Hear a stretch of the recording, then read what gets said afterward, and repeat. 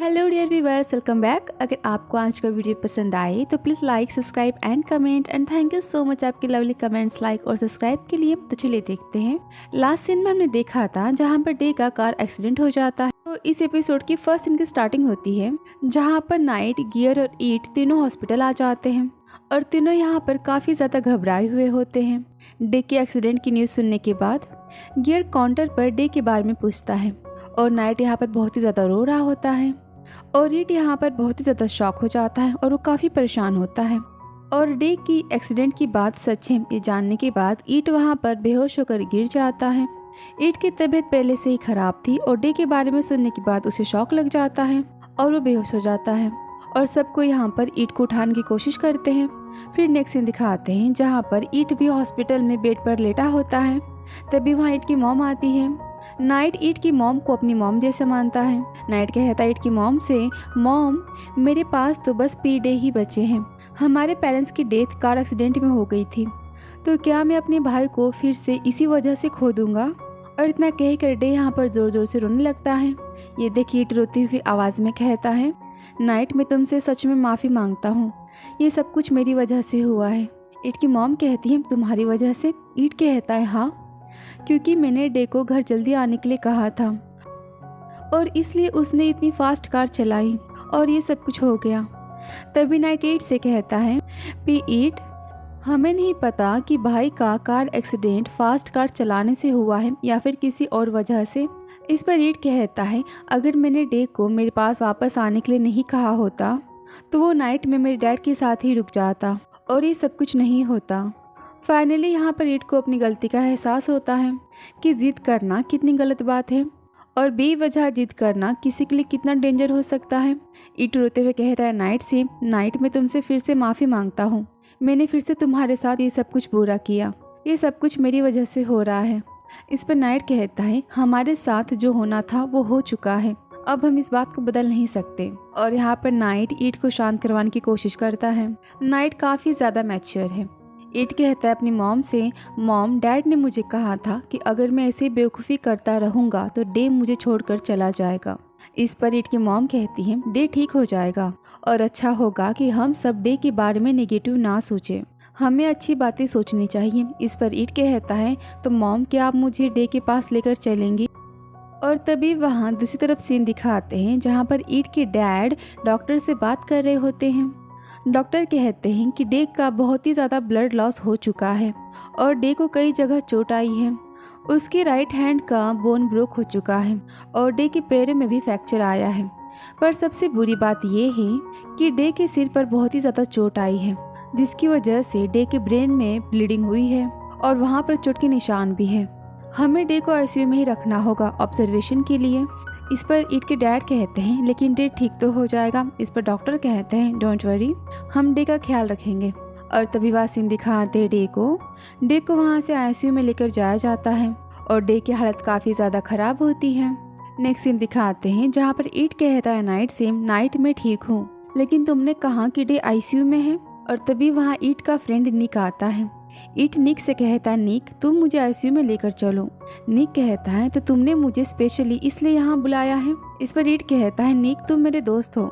इस पर निक कहता है पर गियर भी तुम्हारा दोस्त है ना, या फिर तुम्हें ये लगा कि बाकी सब तुम्हें मना कर देंगे ले जाने से, इसलिए तुमने मुझे यहाँ बुलाया। आगे निक बोलता है ईट तुम बीमार हो और बीमार लोगों का आईसीयू में जाना मना है, तुम डे को सिर्फ बाहर से ही देख पाओगे और वो भी कांच पे चिपके किसी सर्कर फिश की तरह।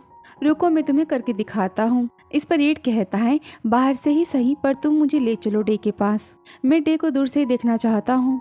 इस पर गियर कहता है ईट तुम बीमार हो, पहले तुम अपनी केयर करो, तुम ठीक हो जाओ और उसके बाद तुम डे के पास आईसीयू में चले जाना, तब तक के लिए दूसरे को डे की केयर करने दो। इस पर नाइट कहता है हाँ ये सही बोल रहा है। इस पर ईट गुस्से में बोलता है तो ठीक है मैं खुद ही चला जाता हूँ और ईट वहाँ से जाने लगता है। तभी सब ईट को रोकते हैं। इस पर गियर गुस्से में कहता है ईट तुम जिद करना बंद भी कर दो, तुम हमारी भी बात सुन लो। इस पर ईट कहता है हाँ मैं समझ गया। ईट सैड हो जाता है और कहता है डे की जो भी हालत हुई है वो सब कुछ मेरी वजह से हुआ है। और ये सुनकर सब यहाँ सोचने लगते हैं। फिर नेक्स्ट सीन दिखाते हैं जहाँ पर निक और नाइट दोनों ईट को लेकर जाते हैं डे के आईसीयू रूम के पास। ईट डे को आईसीयू की डोर से देखता है। डे की हालत काफ़ी ख़राब होती है और देखो कहता है, नाइट तुमने तो कहा था कि डे ठीक है। इस पर नाइट कहता है, भाई ठीक हो जाएंगे। इस पर ईट कहता है, तो डे को होश क्यों नहीं आया अब तक? और उसके मुंह पर वो ऑक्सीजन ट्यूब लगी है, वो इतनी ज़्यादा तकलीफ में है।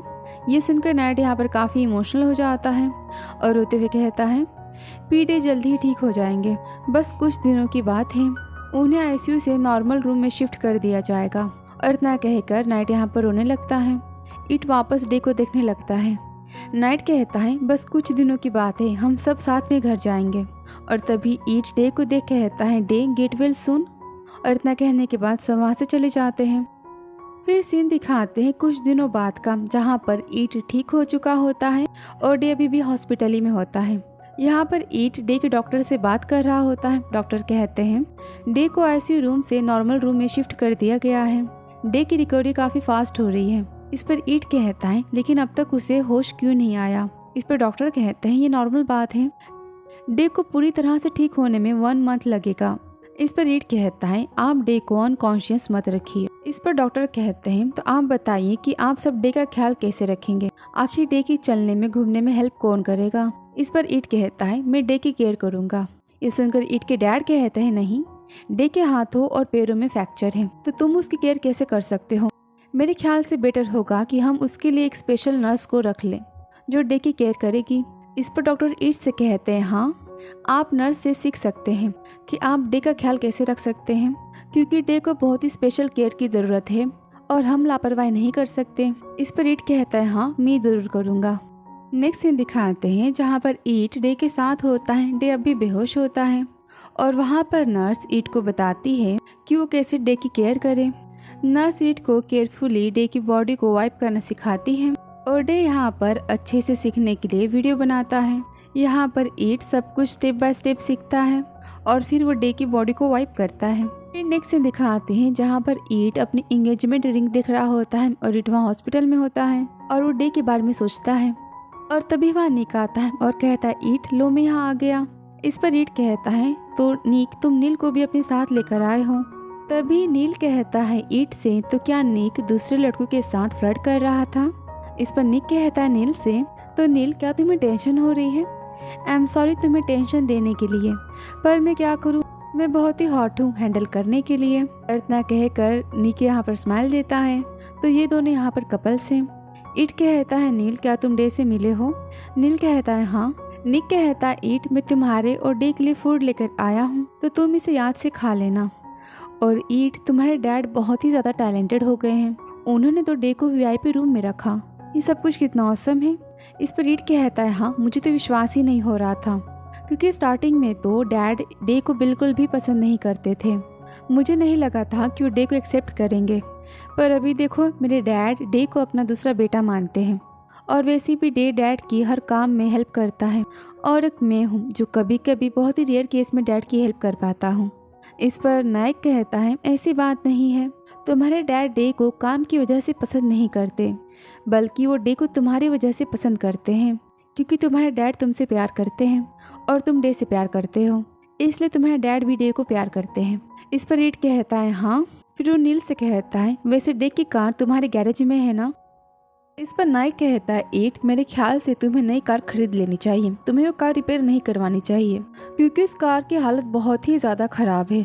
इस पर ईट सोचने लगता है और कहता है, मुझे नहीं लगता कि डे पर किसी ने जानबूझकर अटैक किया हो। और तभी वहाँ ईट का एक और फ्रेंड आता है जिसका नाम होता है नन। नन कहता है ईट से, ईट, तुम्हारी हालत तो काफ़ी ख़राब हो चुकी है। ईट कहता है, नन, बहुत दिनों बाद? नन कहता है, हाँ, अब ये बात क्लियर हो चुकी है कि तुम मेरे रेस ट्रैक पर नहीं आओगे।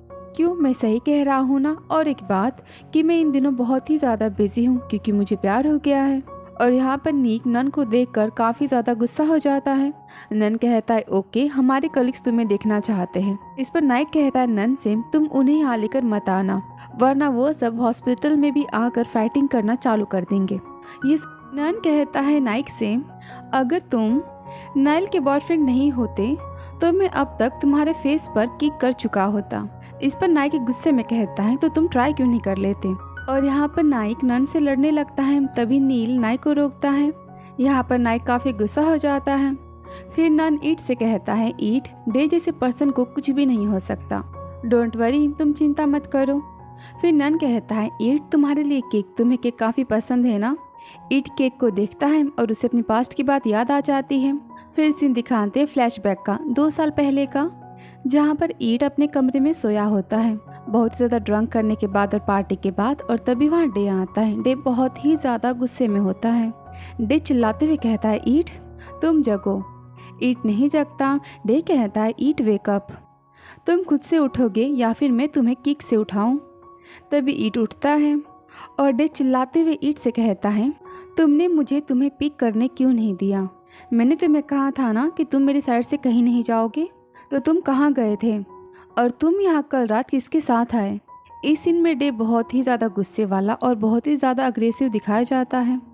इस पर ईट कहता है, मेरे सिर में दर्द था और मैं बहुत ही ज़्यादा थक गया था और मुझे घर जल्दी आना था, और तुम मुझे पिक करने के लिए काफ़ी लेट आते और मैं तुम्हारा वेट करना नहीं चाहता था, इसलिए मैं मेरे दोस्तों के साथ घर आ गया। ये सुनकर डे काफ़ी गुस्सा हो जाता है और गुस्से में ज़ोर से ईट का गला पकड़ता है। इस सीन में डे बहुत ही ज़्यादा वायलेंट दिखाई देता है। डे गुस्से में कहता है, मैंने तुम्हें कहा था ना कि तुम मेरा वेट करो, इसका मतलब कि तुम्हें मेरा वेट करना था। इस पर ईट गुस्से में कहता है, मैं तुम्हारा कैदी नहीं हूँ डे, मैं तुम्हारे साथ रहने के लिए रेडी हो चुका हूँ। क्या ये अच्छी बात नहीं है तुम्हारे लिए? इस सीन से तो यही पता चल रहा है कि एपिसोड 1 वाले डे से 2 साल पहले वाला डे बहुत ही ज़्यादा अलग है। आगे डे ईट का बहुत ही जोर से गला पकड़ता है। इस पर ईट कहता है, डे, मुझे जाने दो, मुझे दर्द हो रहा है। डे गुस्से में ईट को बेड पर पुश कर देता है और इस सीन में तो ईट बेचारा लगता है। डे गुस्से में कहता है, मैंने फ्रिज में कुछ रखा है। ईट कहता है, मैंने अभी तक कुछ भी टच नहीं किया, तुम मुझसे लड़ाई करने की स्टार्टिंग मत करो। इस पर डे कहता है, क्यों नहीं, मैंने तुम्हारे लिए कुछ लाया है। तभी ईट अपने मिनी फ्रिज के पास जाता है। ईट फ्रिज में देखता है जिसमें केक रखा होता है, और ईट तो केक लवर है ही। केक देखकर ईट बहुत ही ज़्यादा हैप्पी हो जाता है। ईट कहता है, डे, केक तुमने लाया है, लेकिन ये किसके लिए है? तुमने किसके लिए खरीदा? इस पर डे गुस्से में कहता है, डॉग के लिए। इस पर ईट कहता है, तो तुम्हारे पास डॉग है, लेकिन तुमने डॉग कब लिया? इस पर डे कहता है, तुम मिरर में जाकर देख लो, तुम्हें दिख जाएगा। इस पर ईट कहता है, क्या तुमने मुझे डॉग कहा? तुम मुझे डॉग कह रहे हो? इस पर डे कहता है, तुम केक खाओगे कि नहीं? इस पर ईट खुश हो जाता है और हैप्पी होकर कहता है, मैं इसे ज़रूर खाऊंगा। ईट कहता है, मैं पूरा खाऊंगा। इस पर डे कहता है, क्या तुम पागल हो, ये तो पूरे 4 कप है। ईट कहता है, हाँ, पहले तुम इसे पकड़ो। और यहाँ पर ईट स्माइल देते हुए केक खाता है। सच में इस सीन के हिसाब से ईट का केक खाना बहुत ही ज़्यादा शॉकिंग है। अगर मुझे कोई ऐसी बातें बोले और मुझे केक खाने को दे तो मैं उसका केक उसी के मुंह पर फेंक दूंगी, लेकिन यहाँ तो उल्टा ईट स्माइल देते हुए केक खाता है। ईट कहता है डे से, क्या तुम केक खाओगे?